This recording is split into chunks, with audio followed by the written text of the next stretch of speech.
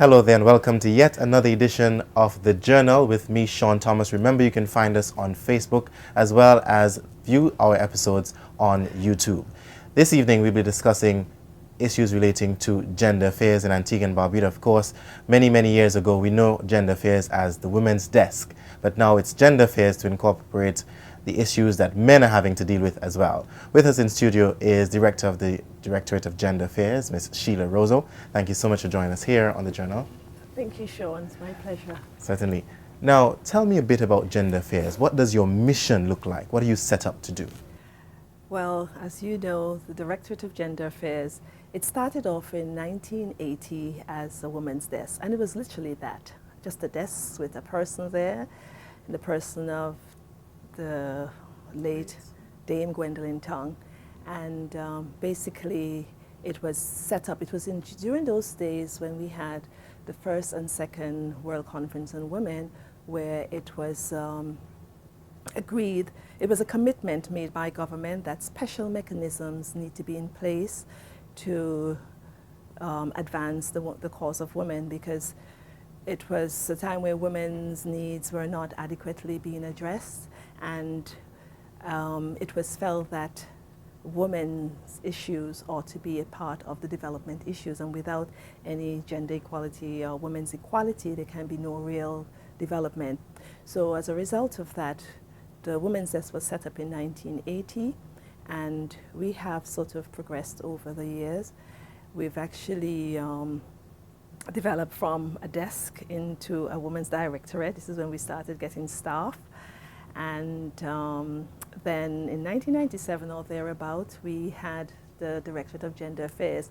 It was changed from the Women's Desk into the Directorate of Gender Affairs. And the reason for the change is because we've now started looking at sort of both men and women as partners. Rather than focusing solely and exclusively on women, we look at the partnership between both men and women and addresses the issues between them or the inequalities that exist. And as we know, there are loads of inequalities that exist between What would you sexes. say are the top 5 inequalities between men and women?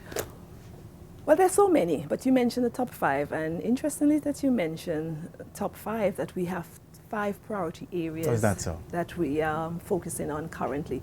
And those priority areas came out as we had the 4th World Conference on Women that was held in Beijing, China in 1995.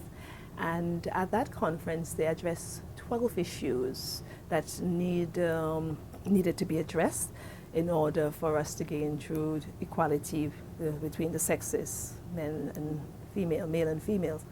And the 12 issues are education, poverty, health, violence against women, women's political participation, environment, human rights, the girl child, national mechanism to promote gender issues. How far am I? We've gone way over 5. Anyway, let us of course, you're excited about it. But yes. I want to touch on. I mean, go ahead. I mentioned in the 12 areas just to say that during this process, there was a very much intense process of consultation that went on before the World Conference, the 4th World Conference. And Antigua and Barbuda selected 5 areas of priority. And these areas include, again, poverty, education, health, violence against women. That's 4. Is it environment? No, that wasn't a priority area because we haven't an environment division here. Okay. And We've got one human more. rights. Okay. So these are the areas in which our work is currently focused on.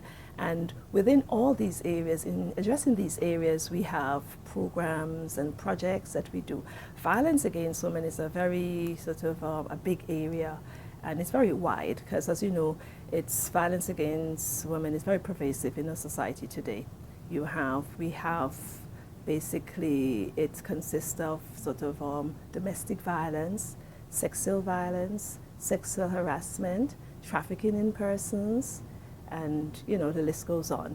So under the domestic violence, we've passed legislation. We have the Domestic Violence Summary Proceeding Act of 1999.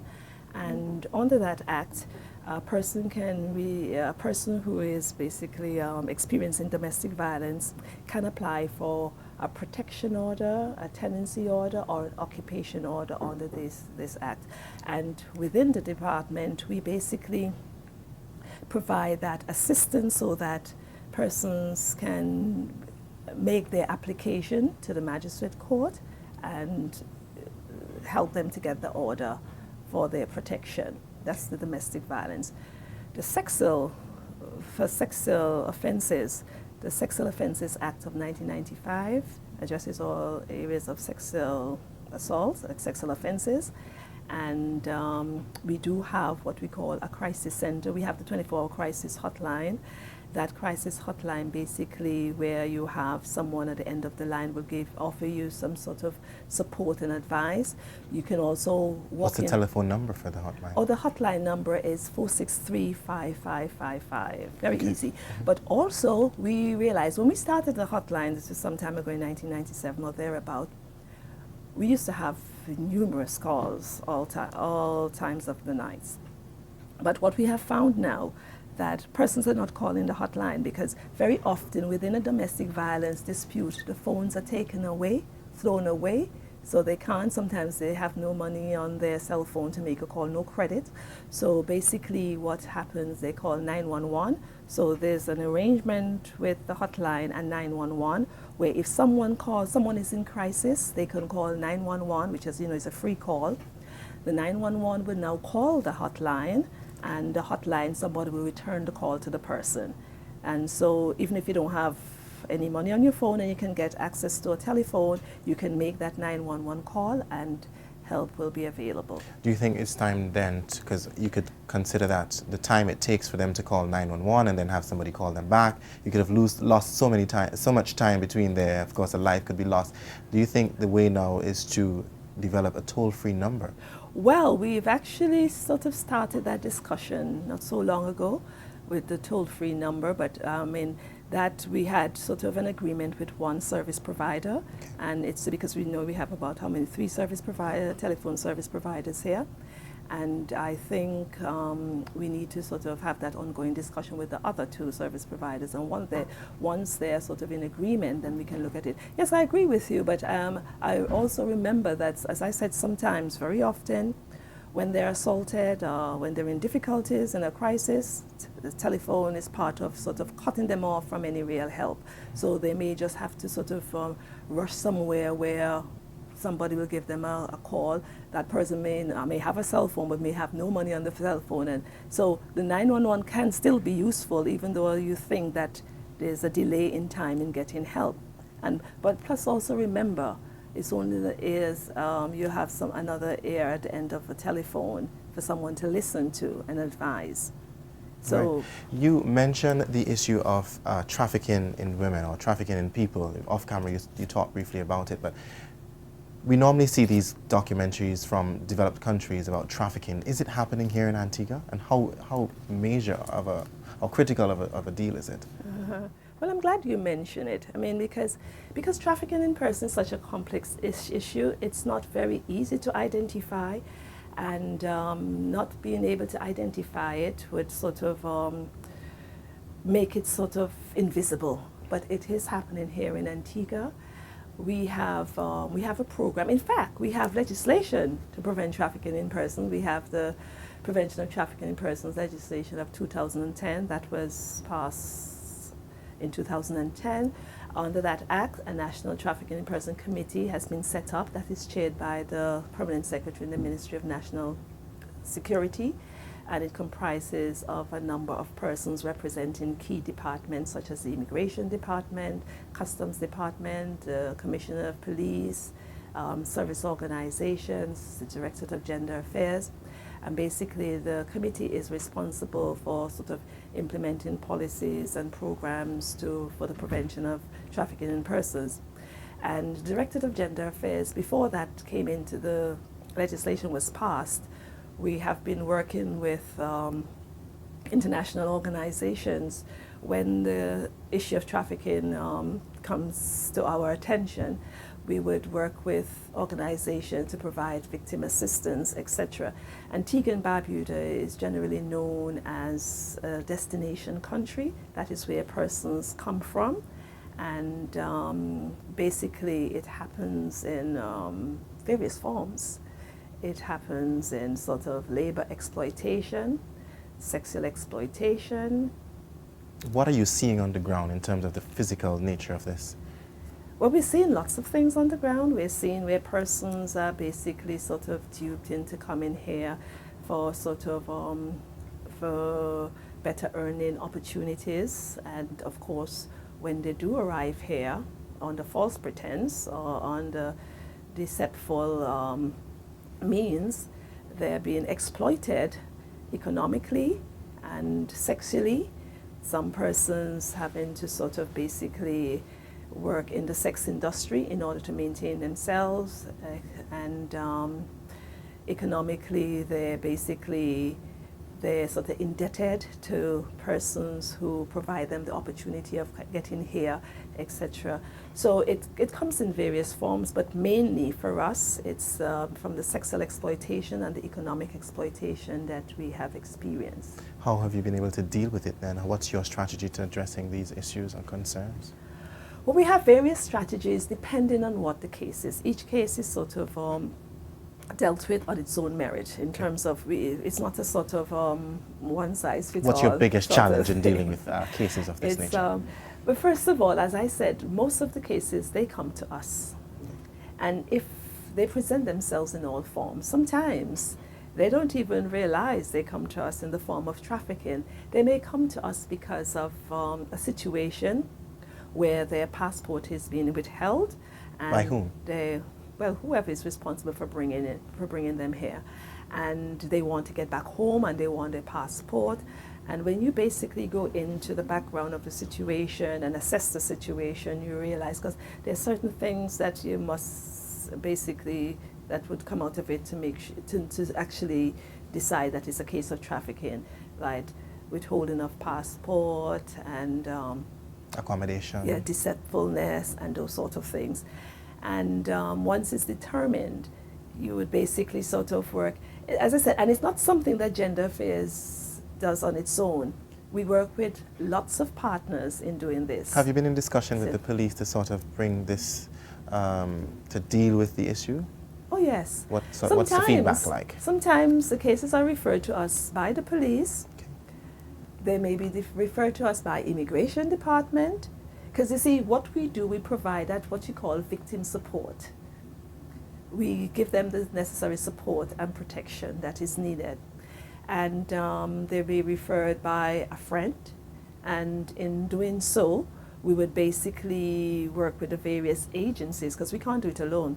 And of all the cases that we have dealt with, I could say the success from these cases, the success from these cases would be the what you call the interagency work, working together, that collaboration, partnership, and that's what makes the service, successful. Some time ago, I think it would be our first case, but that's identified as trafficking, but we didn't have laws then. And we had to work across borders in that you had to work with another agency in another country to get information, to verify information, and to ensure that the victim's safe return home, etc. So partnership in this type of is one of our main strategy, that we realize that we have to work with others in order to be successful in these cases. We've got to take a break, but before we do that, apart from calling the hotline, 463? Yes, 463 5555 or 911, of course, and they'll transfer the call. Yes. If someone is finding themselves to be in a domestic abusive situation and not sure exactly how to go about it, apart from calling, of course, you said the mobile phone might have been taken away. There are functional abusers out there, persons who are being abused, but functional, of course. By that I mean going to work, coming home, and just haven't got the support to really deal with it. What would you say to somebody right now? Someone they're not alone, help is available, And I mean, you only have, and this is why we sort of, we try to work with community groups to let them know it's their responsibility. It's not just a case, because it could happen to you as well. I am absolutely sure that you know persons who are being, it affects us all directly and indirectly.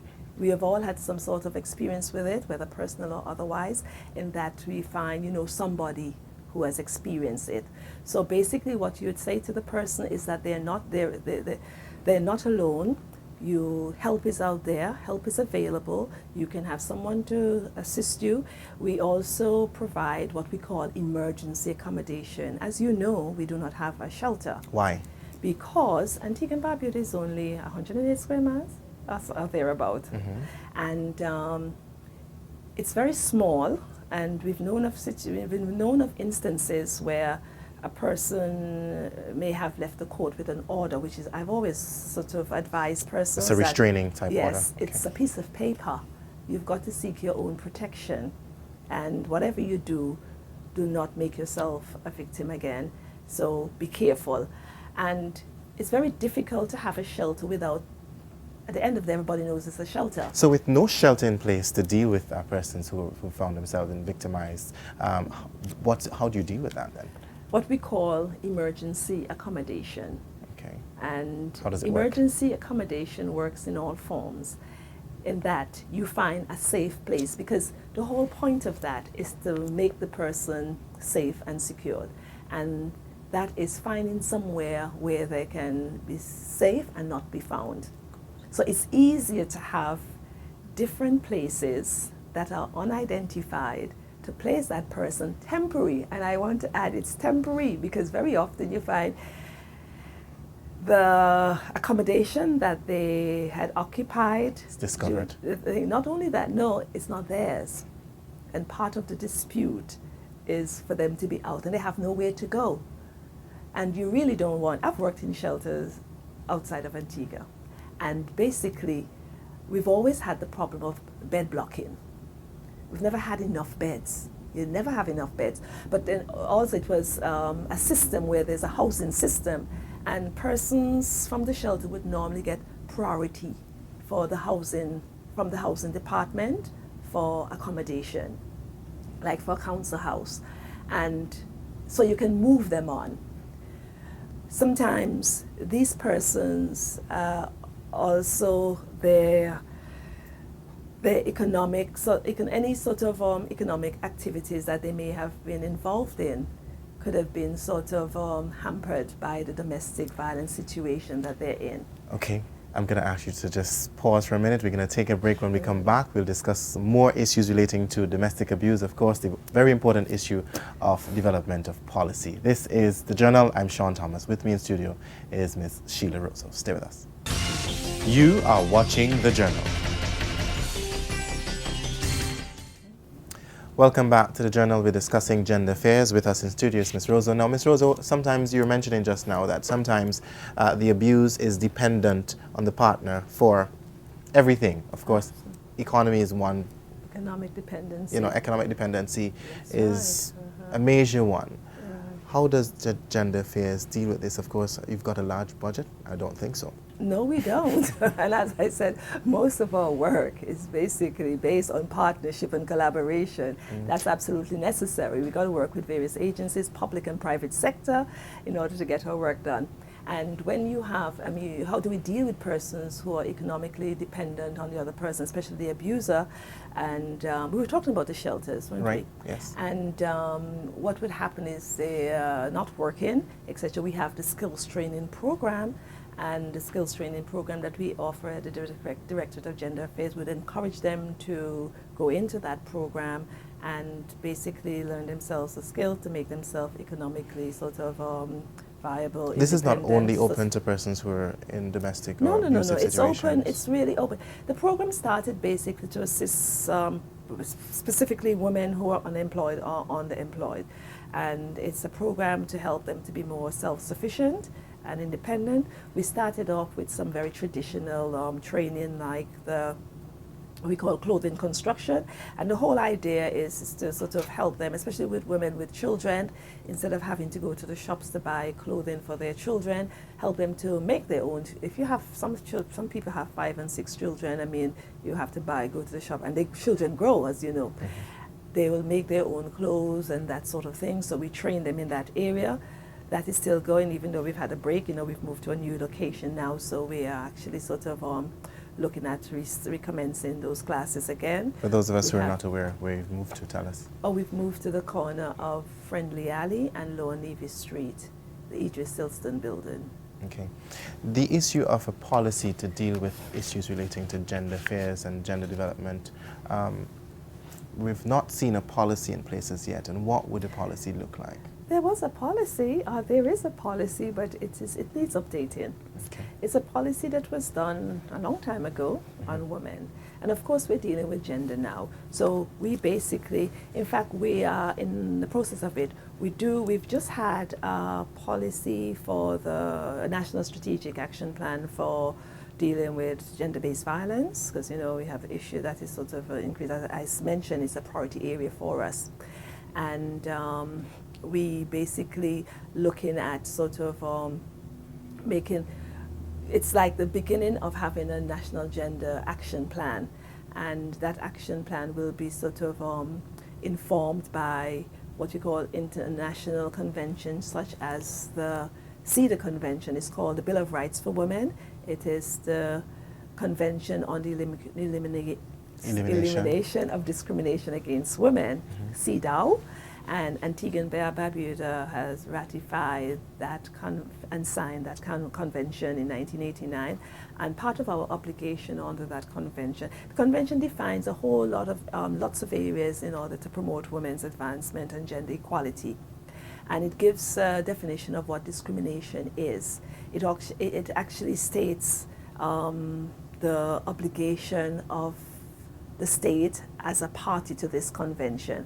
And one of the obligation is reporting. You've got to report the first year after, I think 4 years after you've signed, you've got to report. No, a year after you've signed and ratified, you're reporting, and then every 4 years you report. I mean, we're still outstanding with that, and we've reported once, of course, and there's some general recommendations that are given by a committee of experts to say what needs to be done. So the policy will be determined by that, and obviously you have to have national consultation with the people, of course. And how far are you with developing the policy, and have you ever... Well, as I said, it is our ongoing work will sort of inform our policy, because you'll have to make the policy a working document in terms of your action plan, what you need to do. So what we're actually doing now, and our work is very much demand driven. And as I said, violence against women is a big area for us, one of our priority areas. We've been working very much in that area, most of our resources in that area. You know, so what we would do within that policy, we would actually base all our obligations, all the government commitments, and very often you would hear, when the throne speech comes about, etc., you'll hear what government intends to do. When we have general elections, you hear what the different political parties intend to do where women are concerned and that sort of thing. And because of that, all these things will form the basis of our policy and the government intention to promote gender equality. What's your vision for gender equality in Antigua and Barbuda? Well, my vision is the department vision, is the vision of the department to basically, and I mean, I can tell you that we are committed to seeing a country in which women and men will live equally, and then we have no discrimination between the two sexes, because as you know, I mean, even though there is a Department of Gender Affairs, and as I said, we started since it was established in 1980, we have made some gains, some achievements, but we still have a long way to go. What would you say to men who feel left out? Of course, you've talked about structuring policy to accommodate women and dealing with violence against women, but I haven't heard you spoken much about, men. The policy will also involve men. You've forgotten that I've mentioned that changing the name from Women's Affairs to Gender Affairs it also means working in partnership with men as well. So the men will have to be part of this whole policy in terms of what do we do. But we have number of programs. Most of our programs are sort of tailored for both sexes, but for some reason, and that's one of the challenges that we face there, for some reason, it's sort of more attracted to females. The females tend to be more free, come freely. We have in the violence against program, we have men as well who access the program. But for some reason, they do not report violence, and we do know that they experience violence as well. And they don't experience it in the same way and as frequently as women would experience it, but we do know they can be a victim as well. But they don't report it as often as women. So basically, as a result of that, you've got to put programs in place for those that are seen to be mostly affected. And women are the ones who are mostly affected. Let us take the area of poverty as well. Women who live in poverty, the poverty situation, it affects both men and women, but you find women are likely to live in poverty than men. Women are likely to earn less money than men. Women are likely to be to get HIV infected.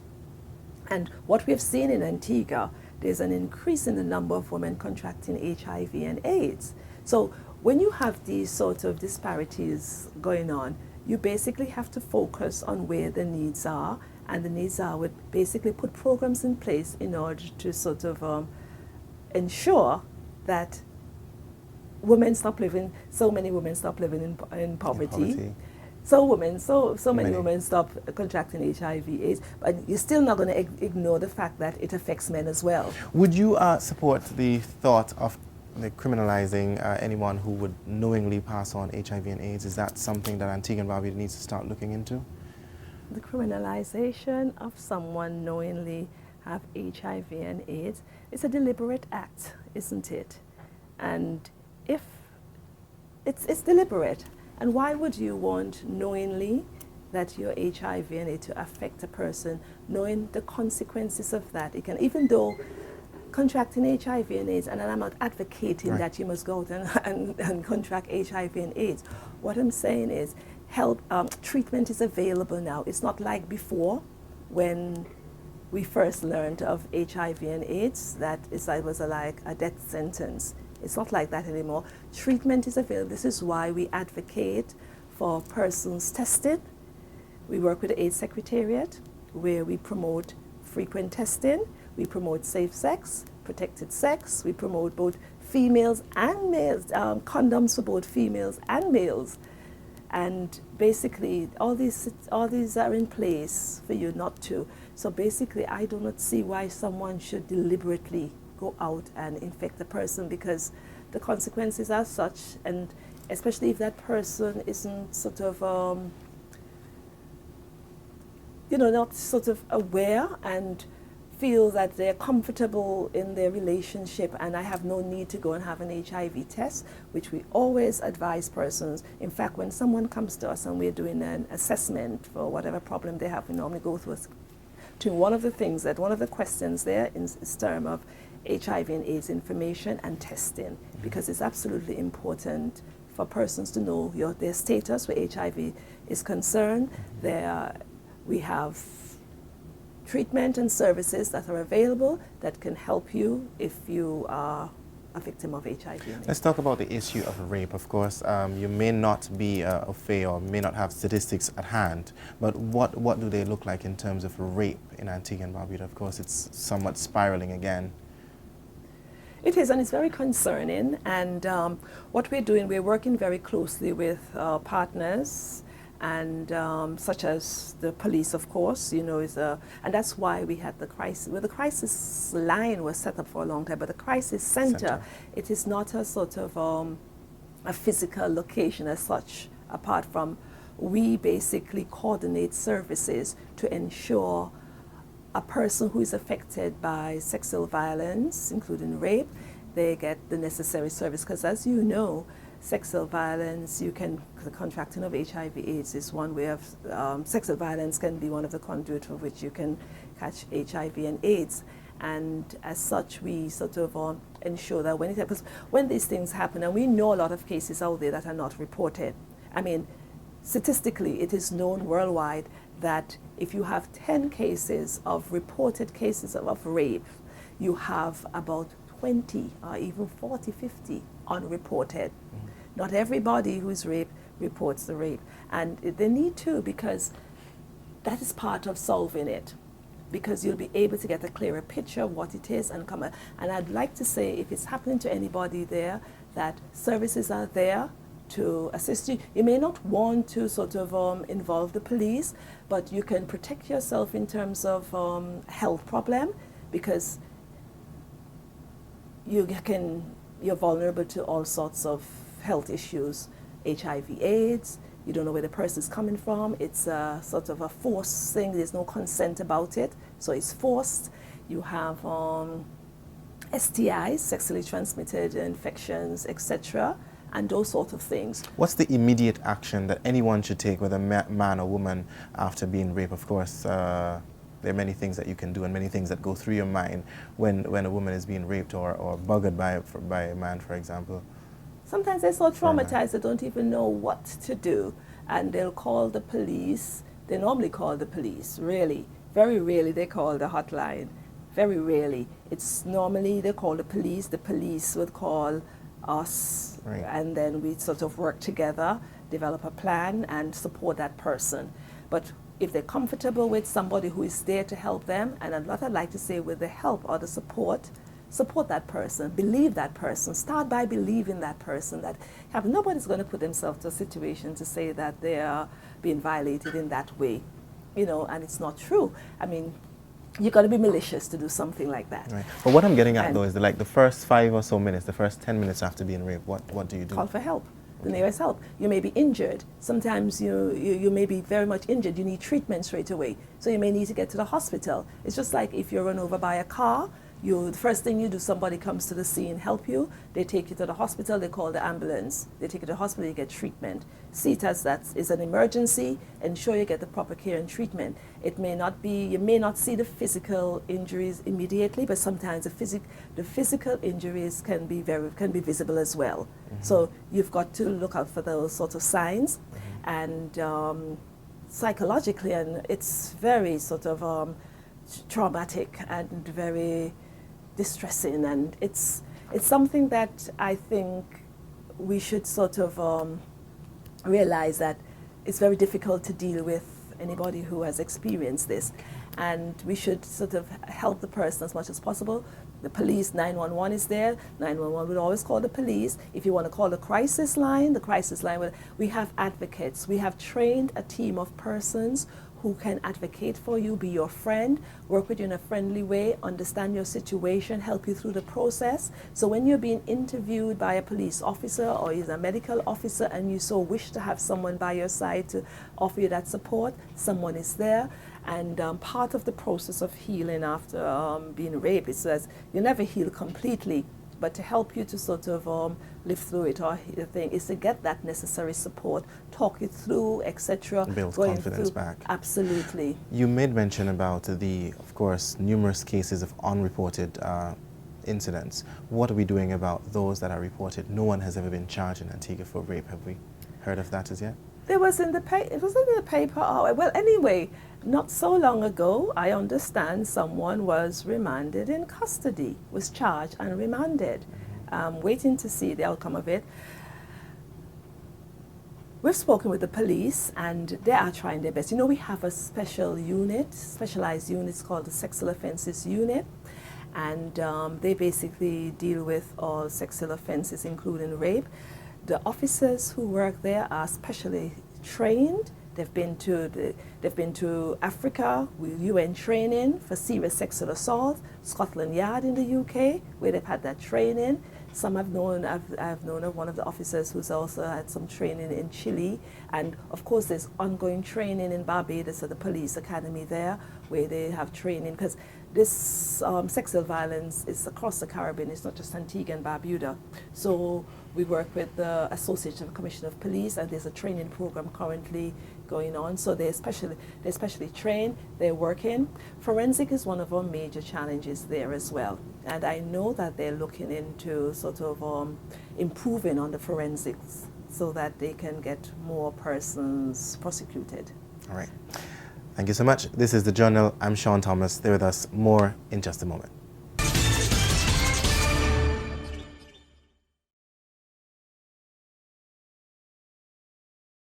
Welcome back to the Journal. We're discussing gender development, gender relations here in Antigua and Barbuda, and just before the break, we were talking about the issue of rape.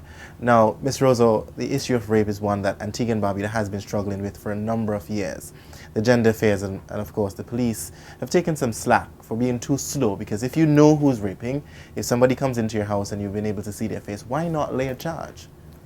Well, let me tell you, Sean, that you don't see their faces. Most of the cases that the police dealing with now, right now, they're masked and armed, okay? So the police don't see their faces, and that's one of the challenges that the police actually have to face. And we must remember that these cases, they're not only the responsibility of the police. As community members, as community groups, we all need to be part of it. How many police we have in the force? Less than 700. I think it's about 500 and something. What's the population here? Nearly 80,000. So you see, in terms of proportion, it's not enough. But I'm not sort of saying that police not to get involved. They have their work to do as well. But we must also help. You're telling me in some of the cases, there's some high-risk areas. And if you hear or see anything sort of suspected, you basically are suspicious. You basically call the police, and that's when you can get in. You don't have to get directly involved, to make yourself vulnerable. But be your neighbor's keeper. Yes, be your neighbor's keeper, be your sister's keeper, be your brother's keeper, that sort of thing. So you don't really it's the police work, what the police doing as well. We're all responsible for doing something. And as I said, they don't often see their faces, so they don't know. My understanding is that someone was recently charged, and they're basically working on that case, and there are other suspects around that the police looking into, but we have to work with the police. We have to help the police as well. All right. Just touching here now on your staff. Of course, your staff must be well trained. Of course, they're dealing with issues of rape. They're dealing with so many issues as you've outlined in your priority areas. Are you at all fearful for your staff? And I mean, what's a day like at Gender Affairs? Oh, what's a day like? Oh my God, you don't want to know. It can be very hectic. As I said, we operate a crisis line. We have a crisis center, and part of the crisis center is to sort of coordinate services as well. So we don't work alone. We work with various departments in the public sector, private sector, etc. A day like the staff, yes, the staff are trained, very much so. Some of our partners are well trained as well, because we have sort of trained counselors. We have a team of trained counselors who volunteer. And I'd like to sort of acknowledge their support to gender affairs and express our appreciation to them. There's a list of persons, and I don't want to start calling names of fear of forget somebody, and it's not like that at all. We value them. We value the relationship we have with all our partners and the staff as well. And they're trained as well, trained counselors at master's level. So they're well trained. Some of them started with us as interns when they're doing their master's program, and they'll leave and come back and volunteer. Still with you. Yes. That is wonderful. Then we have opportunities that may arise. We'll get further training, and we will train them, like for instance, it's sort of building the capacity of our staff as well. We would actually sort of use whatever opportunities are available to provide training, education, so that they can be comfortable, and we all work in the same way, so we can have a consistent way of working. And to ensure all your programs are running. Just before we talk about the programs and plans in the pipeline for gender affairs, I imagine one of your key partners would be partners like the airline companies, because if you mentioned earlier in the interview on the Journal tonight that you see many women coming to Antigua for the sex trade. When they find themselves in situations where they need gender affairs support to go back home or something of that sort, I mean, how do you deal with that? I mean, well, we've had situations where they basically would like to go back home. They cannot afford to because they cannot, but remember when somebody comes here... Who pays? Well, sometimes they come here with a return ticket, but the airlines have their policies where basically there's a cancellation fee, there's penalties and such things, and we would negotiate with the airlines. Sometimes the ticket would have expired because it's like a 6-month ticket and they've been here for a year or something like that, and we would negotiate with them and they would waive that fee, that penalty. They will sort of reduce the penalty. and use that return ticket as a minimal charge, and then that we're able to meet, and then we'll be able to assist them. We also work with sort of international agencies like the IOM, and they have special assistance for persons who may need to return home if it's a case of trafficking of persons, and they would, whatever we've actually sort of expend, they would reimburse. So we would actually sort of work with them, etc. So generally what I have found is that persons are very good and very supportive. Not just the airlines, you have supermarkets, you have restaurant owners and such persons, even hoteliers and that sort of thing. They can be quite supportive as well. One of your areas of focus is women in politics. Yes, that's another area that we sort of work in. And yes, it's an area that we have an organization that is called the Caribbean Institute of Women in Leadership, CWIL. Now, CWIL, the Directorate of Gender Affairs, gives support to CWIL. It's a regional organization that is a regional network of women promoting women's political participation. And basically, it is sort of managed by Antigua and Barbuda right now. That's because we are the founding members of this organization, and we provide training and education and information. So there's a website actually, it's called CWIL, www.cwil.org, and you get information. Last year, with the support of UN Women, this organization is supported by a number of international agencies, included the Commonwealth Secretariat, UN Women, UNFPA, and such agencies.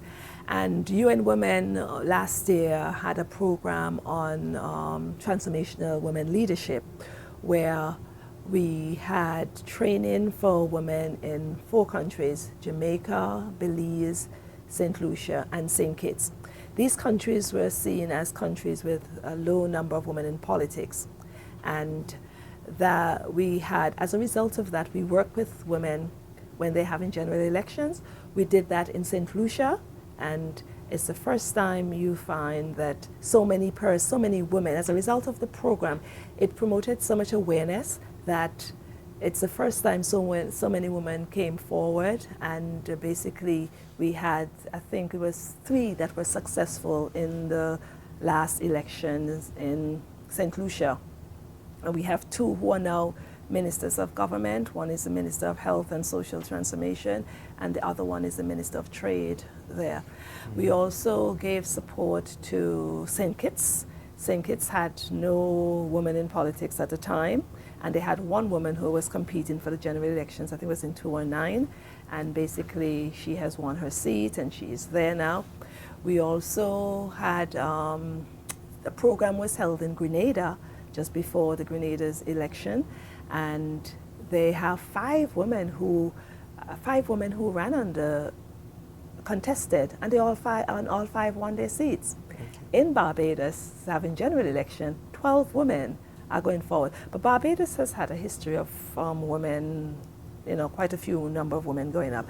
In Antigua, it's the first time we've had so many persons going forward. That was in 2009, I think it was 5 who went forward. And we still have only 1. I'm hoping that the same support that we have given to those countries, the same support that will be given to Antigua, so that we can help to increase the number. We still have the lone woman there, Dr. Jackie Quinn Leandro, who's the Minister of Gender Affairs. Of course, she is not doing too well at the moment. Yes, she's seeking treatment, but I understand she's coming along well, and we're still praying for her. She's in our prayers and thoughts. Right. Yes. Right. So we hope that she gets better soon and comes back to us. Yes. All right, take a break right now. We'll be right back with the Journal. Do continue to watch us. More interesting discussions right here. Stay with us. You are watching the Journal. Welcome back. You're watching The Journal with me, Sean Thomas. Now, we're discussing the issue of gender affairs. How do we rethink gender equality and gender development, gender relations, the development of gender relations for Antigua and Barbuda, so that we can have that quality that we've been talking about? Basically, what we need to do is to sort of see gender equality as essential in all aspects of our work. And if we can, it cuts across all areas. Gender equality is not just a social issue. It cuts across all, it's a part of the economy, part of tourism, part of all areas of government, and it needs to be mainstreamed across the board. And if it is seen as central and important. Like, for instance, I mean, whatever national development plans they have, gender equality needs to be cut across there, so that it is not seen to be just the work of the Directorate of Gender Affairs for us to do. What generally happens is the fact that anything that comes across that says gender or woman is sent it to the Gender Affairs. It should be it should be everybody's responsibility. Every department of government, and even in the private sector, should have a gender focal point. And if their work is sort of seen in such a way in terms of, from a gender point of view, you'd find we'd have a much better, this is my simplistic way of putting it, you'll find some of the solutions, the problems that we're working with will be best solved. Have you had these discussions to establish these focal points, or? Well, we've actually tried, and we have partners in most of our ministries. And what we're doing now, we work with the training department. We offer gender training, like training on violence against women, trafficking of persons. And training department, they offer us the opportunity to put in cross programs. And this is what we're going to be doing, so that more persons are aware of gender issues, etc. We have a program at the Antigua State College, and that has been going since 2007. We've had a lapse for about a couple of years. It's an elective. It's offered in the business department, and we have about 19 or 20 students participating. I remember at one time I had a class of 30 persons, and that is one way of basically sort of mainstreaming our work. And it's not a class of just all young women, but we have young men as well. So it should be a business for both men and women, because it involves both men and women, and that is what we're going to be encouraging and centralizing it, so that we're not seen to be the main. We could be the coordinator of programs, etc. But you two also have a responsibility. Like, ensure within your department, whatever your department is, and I hope a department like this would have something where you basically put in place things so that both sexes can seem to be sort of equally to each other. Not because you're a woman, you're going to be earning less than I am. You have policies in place to prevent sexual harassment. And that's where a national policy is important. Yes, they ought to be, and I'm hoping that it is within the Labour Code, the new amended Labour Code. But would you say that it is the Gender Affairs' responsibility to develop this policy, or to draft it at least? Well, we work we work it with whoever, but it doesn't have to be. Even though we don't have a national policy as such, departments and individual sort of companies can develop their own policies, because it happens. It is happening, and once you know it's happening, you develop a policy within your department of what needs to be done if it happens, and what the penalties are, etc. What would you say to somebody who is thinking that you're shying away from developing a policy? No, we're not. We'd love to. In fact, that is something, I mean, of course we wouldn't shy away from that. It's a responsibility. And the thing about it is that somebody would say it's our responsibility, so we would actually take on the responsibility. And we would take it on in a sort of consultative way, where we would actually sort of find out from persons in terms of different areas where we know it occurs. It occurs in most places, but mainly in male-dominated institutions, etc. And based on that, you get information on that, and you will basically work with those types of departments and see how you can sort of put together something that can work, and something that can be easily implemented. Finally, how would you underscore the state of gender affairs and where you need to go? Well, as I said before, we have made some gains since it started in 1980, and we still have a long way to go. The state of affairs, we are currently overwhelmed with lots of responsibilities, because we've taken on a number of areas of work with the support of international and regional agencies. We have programs to involve men in our thing, especially in our efforts to fight violence against women.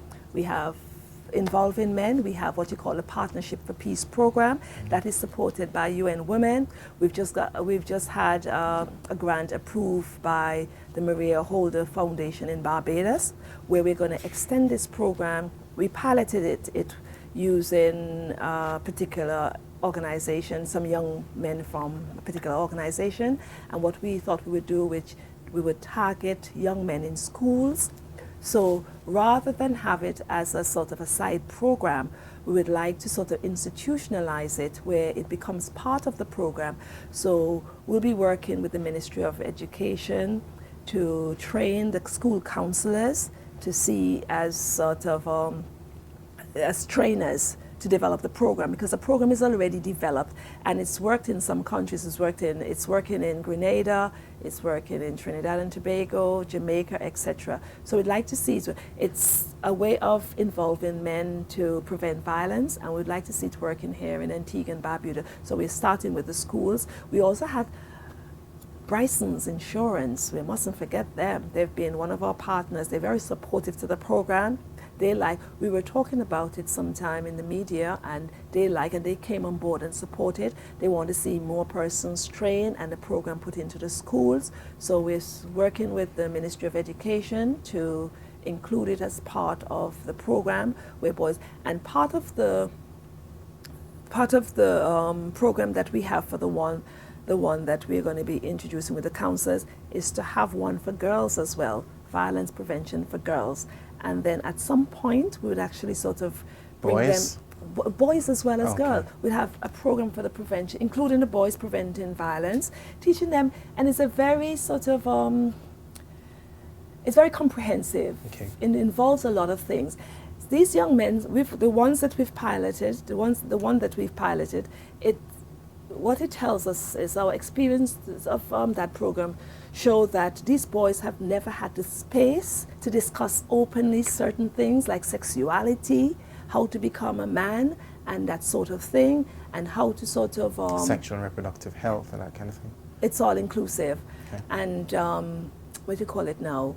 Violence prevention, an alternative to violence prevention, and that sort of thing, rather than there are other means to prevent violence. Rather, if someone sort of interferes with you, violence is not the only mean, there are other options as well. Right. So giving them that space to discuss it is very useful, and you'd be surprised what comes out of that program.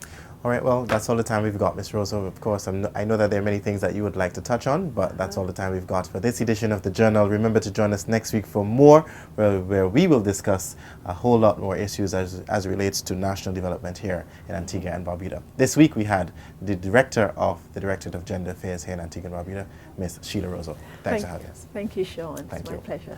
That's all for now. Take care. Bye-bye.